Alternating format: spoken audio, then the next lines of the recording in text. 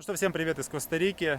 И где мы находимся, зачем сюда приехали? Мы сейчас между Перес-Леоном и Буэнос-Айресом на одной из плантаций ананасов компании Дель Монте. Del Monte. Enjoy them, old man. They will be your last. Вернее сказать, даже Пиндеко – это местная фирма, которая занимается выращиванием ананасов и принадлежит общенациональной корпорации Дель Монте.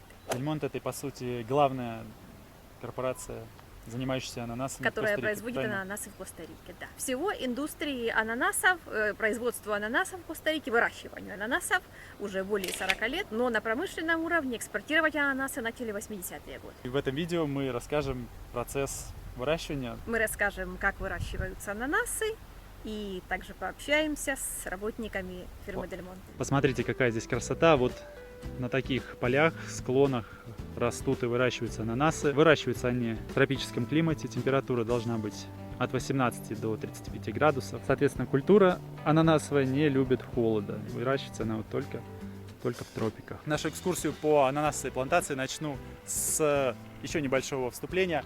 Вообще, ананасы откуда они появились, откуда они произошли. Родиной их является Бразилия. Для Европы ананасы открыл, как вы можете догадаться, Колумб. Колумб искал Индию, но приплыл в Южную Америку, полагая, что это Индия, что он достиг берегов Индии.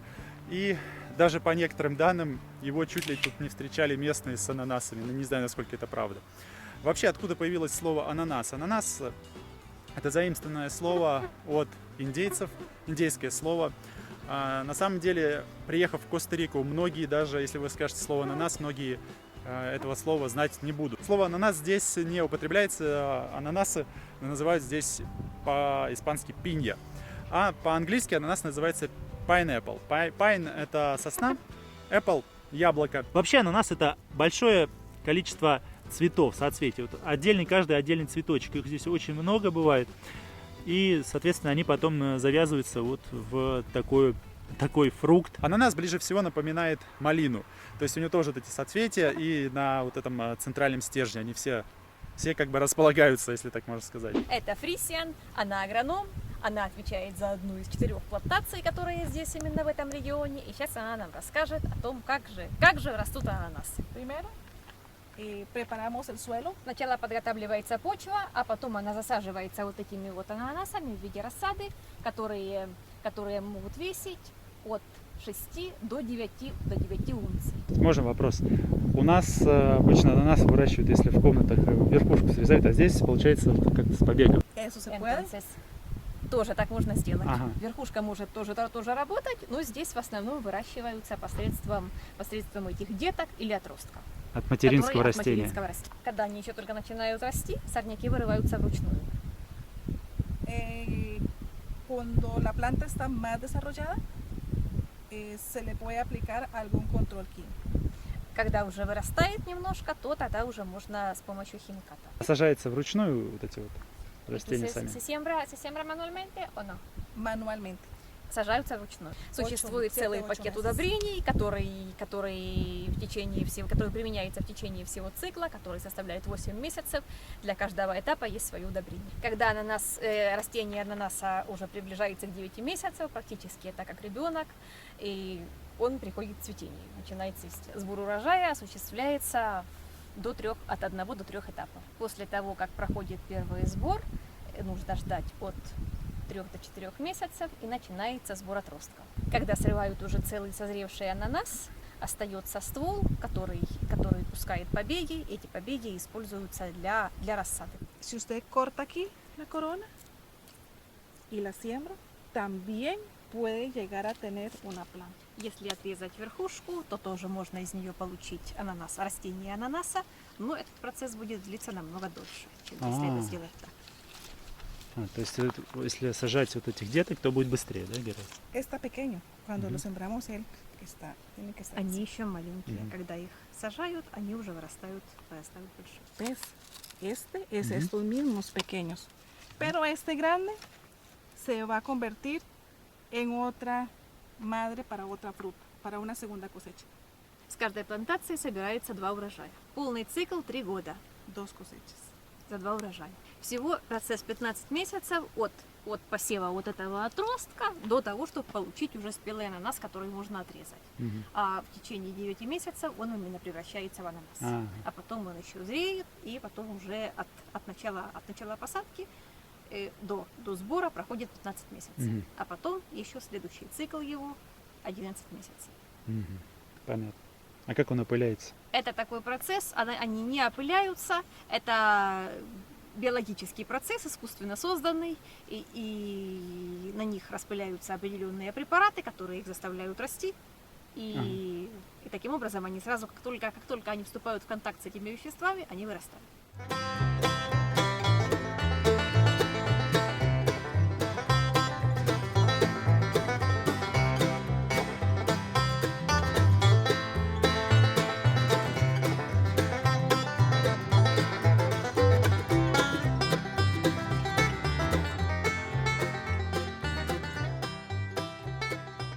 Вот на этой плантации уже собрали урожай фрукта. Сейчас скоро уже будут собирать отростки. Тут Фрисиан нам рассказывает, что весь ананасовый цикл – это, так грубо говоря, 3 урожая. Фрукт, отростки и снова фрукт. Стоит заметить также, что в дикой природе ананас, который вырастает сам, без всяких посторонних вмешательств, он намного более мелкий, и вкусовые качества его сильно отличаются. Все те ананасы, которые выращиваются промышленно, они не опыляются, когда их после того, как их сажают, к ним добавляют специальные удобрения, которые провоцируют их рост. И промышленные ананасы только выращиваются с помощью удобрений и питательных веществ, в которых они нуждаются для того, чтобы стать такими большими и приобрести вкусовые качества. А что делается вот после этого цикла, то есть фрукт, отростки, фрукт? Что дальше происходит с Después de плантацией? que termina todo el ciclo, ¿qué va a pasar con la plantación cuando pasan los 3 ciclos? La fruta, los hijos, la fruta. Después de que, ¿qué va a pasar con la plantación? Termina su proceso. Уже плантация непригодна к выращиванию. Почва должна подвергнуться специальной обработке, или химической, или перепахивается вручную. Она должна полностью пройти процесс восстановления. И дальше может даже пройти несколько лет, прежде чем она может снова использоваться для ананаса. Вот это вот отростки, вот так называемые хитос или детки, вот они. После того, как здесь ананаса уже нет, здесь фрукты уже все собраны, сейчас будут срезать отростки. И los hijos se cortan manualmente, ¿o cómo se Sí, cortan? se desgajan manualmente. Отрываются вручную, все отростки отрываются вручную. То есть вот сейчас подходит второй цикл Сейчас сбора подходит отростков. второй цикл до сбора отростков, все отростки будут собираться вручную. И получается, после сбора отростков еще повторно вырастают ананасы на этом Повторно вырастают дереве. ананасы. А почему невозможно этот цикл продолжить дальше? Porque no se puede seguir con el ciclo después de que el ciclo de 3 años termine, porque no se puede seguir. Buena pregunta. Растение производит 2 типа отростков. Один это который потом превратится в следующее материнское растение, и другие отростки, которые используются для перепосадки. Этот базовый отросток, который в будущем будет приносить потомство, он растет на вершине материнского растения. И если мы запустим такой цикл, чтобы потом от него еще родился один отросток, он будет еще выше. И потом, если там завяжется ананас, то он потом упадет, и вся плантация может повредиться.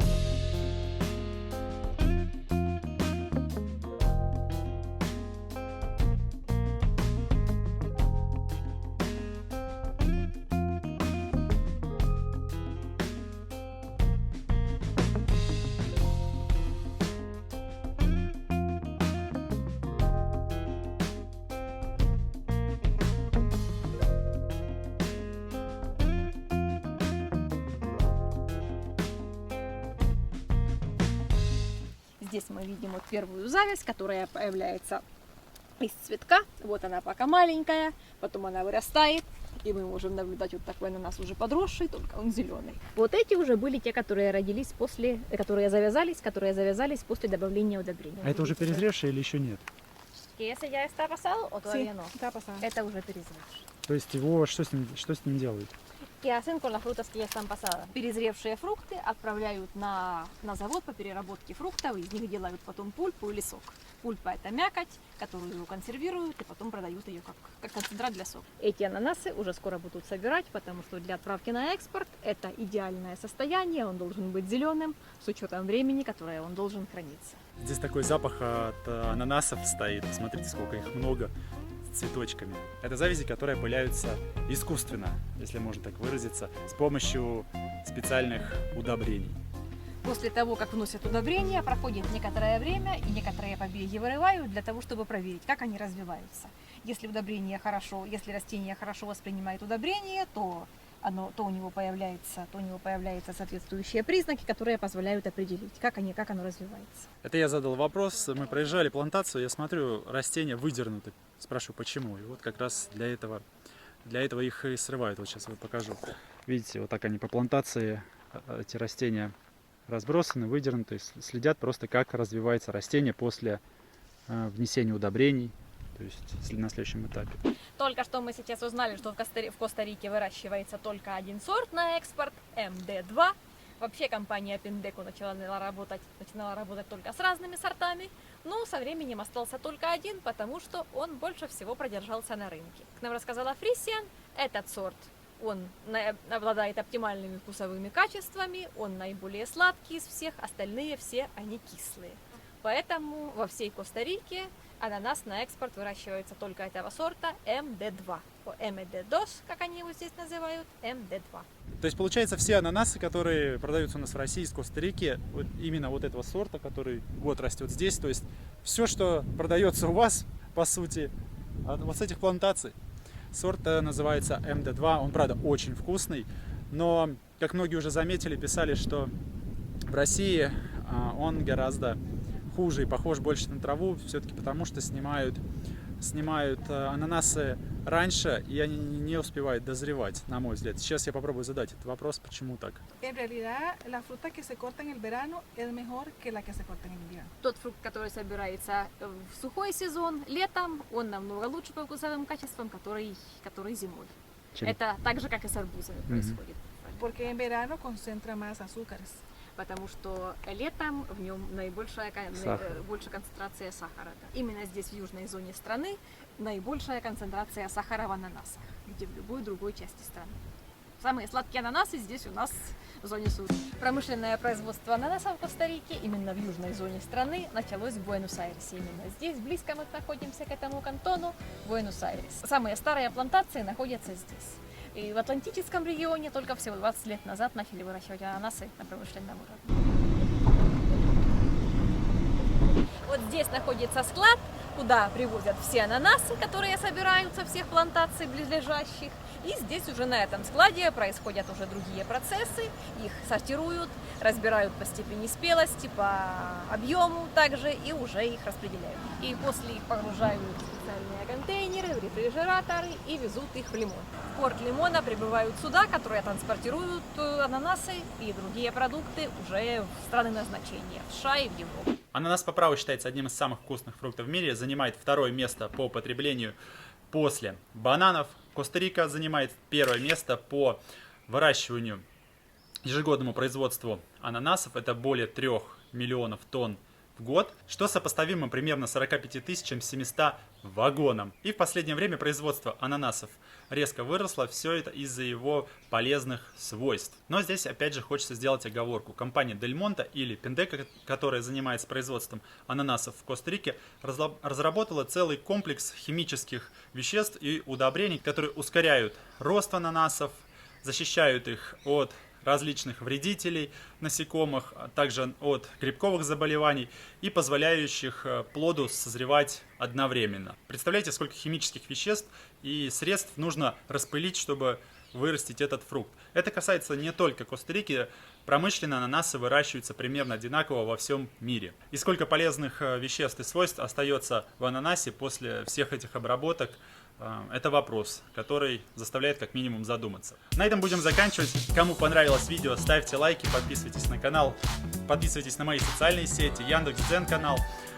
И, кстати, не сказал, чуть ли не забыл, то, что 27 июня Всемирный день ананаса. На этом все, всем пока, увидимся!